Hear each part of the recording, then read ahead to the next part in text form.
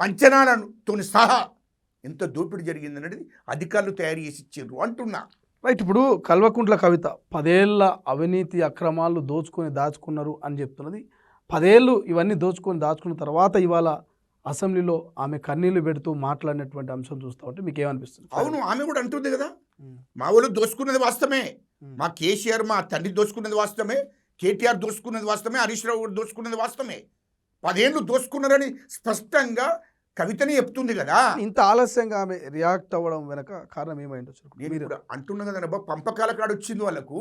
అంతే ఆ పంపకాలు జరగలేదు, సమానంగా జరగలేదు కాబట్టి ఇక బయటికి వచ్చి మొత్తం వాళ్ళ ఇంట్లో కేసీఆర్, కేటీఆర్, హరీష్ రావు ఎంతో దోపిడీ చేసిండ్రు అది క్లారిటీగా తెలంగాణ ప్రజలకు చెప్తుంది. అది వాస్తవం, 100% వాస్తవం. రైట్. ఫైనల్గా ఏం చెప్పదలుచుకున్నారు గజ్జలకాంతం తెలంగాణ ప్రజలకు? కవిత కన్నీళ్ళు కావచ్చు, లేకపోతే ఈ బీఆర్ఎస్ బాయ్కాట్ కావచ్చు, ఈ సవాళ్లకు ప్రతి సవాల్ కావచ్చు, అన్ని పరిణామాలు చూస్తూ తెలంగాణ ప్రజలకు ఏం చెప్పదలుచుకోవచ్చు? ఒకటి గుర్తుపెట్టుకోండి, కేసీఆర్ అసెంబ్లీకి రాడు, అది మర్చిపోండి. ఎందుకంటే తెలంగాణ ప్రజల విషయంలో తెలంగాణ ప్రజలను అవమానించిండు. మొన్ననే 3 నిమిషాలు వచ్చిండు, లేచి వెళ్ళిపోయిండు. తెలంగాణ ప్రజలను అవమానించిండు. తెలంగాణ ప్రజల మీద ఆయనకు చిత్తశుద్ధి లేదు. తెలంగాణ ప్రజల సమస్యలు కూడా ఆయనకు అవసరం లేదు కేసీఆర్. సేమ్ టైం హరీష్ రావు, కేటీఆర్ అంటూని కూడా వాళ్ళ పార్టీని ఎట్లా కాపాడుకుందామనే తాపత్రయంలో ఉండరు. ఒక దిక్కు కవిత ఆ పార్టీని, బీఆర్ఎస్ పార్టీని ఖతం చేస్తుంది కూడా. మొత్తం వాళ్ళు ఎంతెంత దోపిడీ చేసిండ్రు, ఎట్లెట్లా దోపిడీ చేసిండ్రు అనేది క్లారిటీగా తెలంగాణ ప్రజలకు కవితనే చెప్పుకుంటుంది. మేము కాదు చెప్పేది, వాళ్ళ కుటుంబమే చెప్పుకుంటుంది. వాళ్ళ కుటుంబం ఇలా రోడ్డు మీద పడ్డది. నేను అందుకోసం చెప్తున్నా కదా, రేపు రాబోయే కాలంలో సేమ్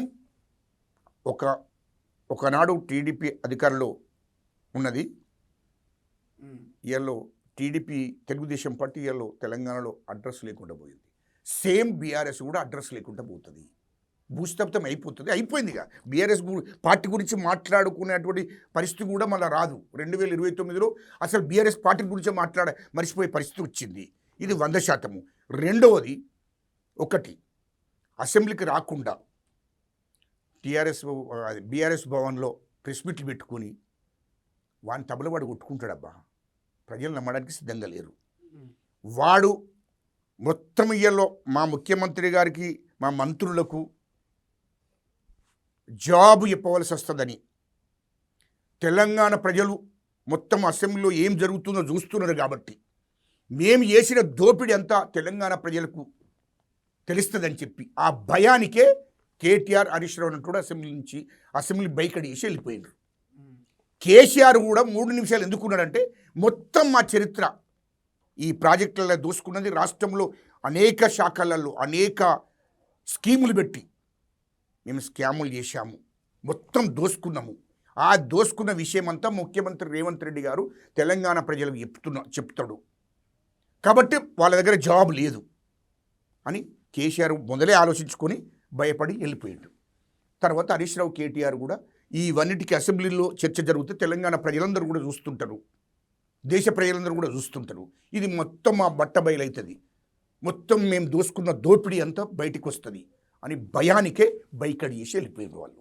బైకడి చేసి వెళ్ళిపోయి వాళ్ళు ప్రెస్ మీట్లు పెట్టుకుంటూ మాట్లాడుతున్నారు. అయినా తెలంగాణ ప్రజలు నమ్మే పరిస్థితులు లేరు. మా ముఖ్యమంత్రి గారు తెలంగాణ ప్రజల గురించి 24 గంటలు ఆలోచిస్తున్నాడు. ఇలా చూడండి, అసెంబ్లీ నడుస్తున్న టైంలో మా ముఖ్యమంత్రి గారు తెలంగాణ ప్రజల కోసము, ప్రజల సమస్యల మీదనే అసెంబ్లీ నడిచేంత టైం అంతా కూడా అన్ననే కూర్చుండి, దేవాలయం లాంటిది అసెంబ్లీ కాబట్టి తెలంగాణ ప్రజల కోసం అసెంబ్లీ నడిచినన్ని రోజులు తర్వాత బయటకు వచ్చిన కూడా తెలంగాణ ప్రజల గురించే ఆలోచన చేసుకుంటూ పోతున్నాడు మా ముఖ్యమంత్రి గారు. ఇక బీఆర్ఎస్ పార్టీగా ఉండదు, ఎందుకంటే వాళ్ళు మేము ప్రతిపక్ష హోదాలో మేము అసెంబ్లీకి రాము, మేము చేసిన తప్పులకు మమ్మల్ని ఎట్లా జైలుకు పంపిస్తాడు అనేది ఒక దిక్కున్నది. అలా కుటుంబం అంతా రోడ్డు మీద పడ్డది రెండోది. కాబట్టి వాళ్ళకి ఇక బీఆర్ఎస్ గురించి మర్చిపోయే పరిస్థితి తొందరగానే వస్తుంది. ఒక 3-4 ఏళ్లలో బీఆర్ఎస్ పార్టీ ఆఫీస్కి కూడా ఎవడు పోయే పరిస్థితి ఉండదు. మొత్తం మీద 2029 నాటికి బీఆర్ఎస్ పార్టీ అనేది భూస్థాపితం అయిపోతుంది. కేసీఆర్ అనేటువంటి వ్యక్తి కావచ్చు, కేసీఆర్ ఆనవాళ్ళు అనేది తెలంగాణలో కనిపించవు. ప్రజలంతా కూడా కాంగ్రెస్ పార్టీని నమ్ముతున్నారు, కాంగ్రెస్ పార్టీని విశ్వసిస్తున్నారు. ఇక కేసీఆర్ పార్టీని మర్చిపోతున్నట్టు మరి ఉద్యమకారుడు, ప్రజా సంఘాల JC chairman, Congress party general secretary Gajjalakantham చెప్తున్నారు. చూద్దాం ఏమవుతుంది భవిష్యత్తులో. నిజంగానే గజ్జలకాంతం అన్నది వాస్తవం అవుతుందా, లేకపోతే మరి కవిత జాగృతి అంటున్నది. మరోవైపు బీఆర్ఎస్ బలోపేతం చేసుకోవడం కోసం హరీష్ రావు, కేటీఆర్ విశ్వ ప్రయత్నాలు చేస్తున్నారు. కాబట్టి తెలంగాణ రాష్ట్ర రాజకీయాలు ఎట్లుండబోతున్నాయి, ఏం పరిణామాలకు దారితీయబోతున్నాయి అనేది భవిష్యత్తులో చూడాల్సిన అవసరం ఉంది. అసలైన తొలి వెలుగు. ఫాలో వాట్సాప్ @తొలి వెలుగు official.